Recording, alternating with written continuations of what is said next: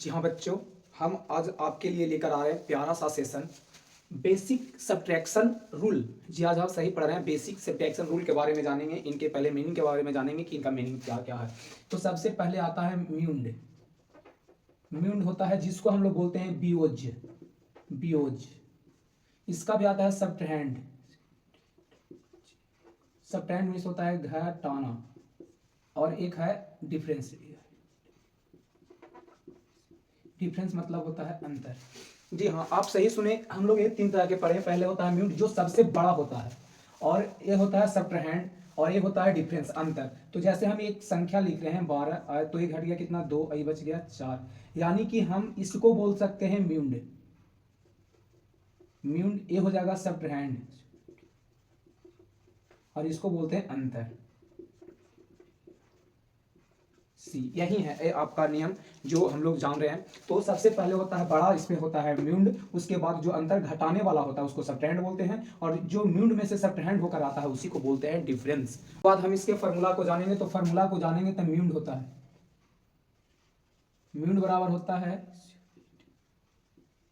Subtrahend minus difference. Difference. तो सबसे पहले हम एक छोटा सा लिखे थे कितना, 54 माइनस 12 बराबर 42। तो इसमें सब्ट्रैंड हमको निकालना है कितना, 54। 54 तो सब्ट्रैंड बराबर इसको में कितना है, सब्ट्रैंड 12 और प्लस कितना 42, यहाँ पर पॉजिटिव होगा, प्लस 42 तो कितना हो जाएगा 54। तो ये आपका क्या आ गया 54, ये म्यूंड आ गया। आइए सब्ट्रैंड, आइए इसको डिफरेंस। अब हम निकालते हैं क्या चीज, सब्ट्रैंड। सब्ट्रैंड बराबर होता है म्यूंड, म्यूंड माइनस डिफरेंस। डिफरेंस तो म्यूंड कितना है, म्यूंड है कितना 54 और माइनस कितना 42, डिफरेंस है 42, तो कितना आ गया आपका, आ गया 12, ये हो गया। तो ये आपका क्या आ गया, सब्ट्रैंड 12। अब आता है डिफरेंस। डिफरेंस बराबर होता है म्यूंड माइनस सब्ट्रैंड। सब्ट्रैंड तो म्यूंड कितना है 54, और माइनस इसमें से हो जाएगा 40, माइनस हो जाएगा सब्ट्रैंड 12, तो इसका आ जाएगा 44। तो ये आप जाने, ये हो गया आपका सब्ट्रैंड यानी डिफरेंस। जी हाँ बच्चों, अब आप हम लोग इनके नंबर के बारे में चलेंगे। नंबर में एक चीज ध्यान रखना है कि अगर एक संख्या कोई पॉजिटिव बड़ा हो,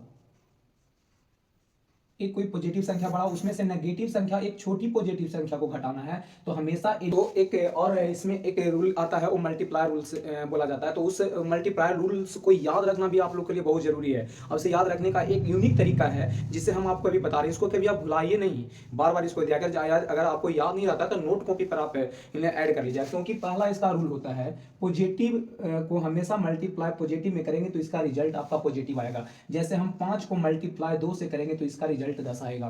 फिर दूसरा इसमें मल्टीप्लाई है, -5 गुने मल्टीप्लाई 2, तो इसका आंसर आ जाएगा माइनस माइनस प्लस। यानी इसको हम ये बोल सकते हैं कि नेगेटिव गुने नेगेटिव बराबर पॉजिटिव। जी हाँ, ये आपका रूल है।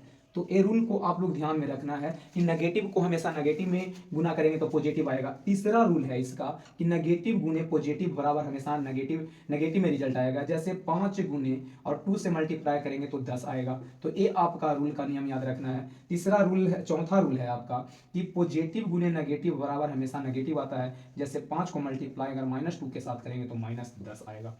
ये आपका नेगेटिव रूल और पॉजिटिव रूल में याद रहा। तो हमेशा याद रखना है, पॉजिटिव में अगर दो बड़े संख्या आएंगे तो जो सबसे बड़ा होगा वो पॉजिटिव आंसर आएगा। दो पॉजिटिव संख्या में घटाने पर एक पॉजिटिव संख्या आता है, दो नेगेटिव संख्या में घटाने पर नेगेटिव आएगा, लेकिन उसका साइन क्रिया पॉजिटिव होगा लेकिन साइन नेगेटिव का आएगा। और जो दो बड़े संख्या में जो अगर पॉजिटिव बड़ा होगा तो पॉजिटिव, नेगेटिव बड़ा होगा तो नेगेटिव आएगा। इस चीज़ को ध्यान रखिएगा।